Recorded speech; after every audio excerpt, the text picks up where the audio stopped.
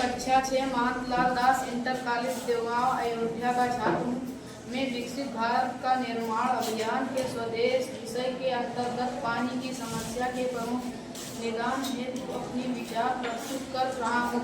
Number 1, जल संचयन। वर्षा का जल संचयन और तालाबों का जीर्णोद्धार। नंबर 2, जल प्रबंधन। जल संसाधनों का बेहतर प्रबंधन और समुदाय की भागीदारी। नंबर 3, जल संरक्षण। जल संचयन और जल बचत। नंबर 4, जल प्रदूषण नियंत्रण। जल प्रदूषण का नियंत्रण और करने के लिए सख्त काम नियम। नंबर 5, जल उपयोग की दक्षता बढ़ाना।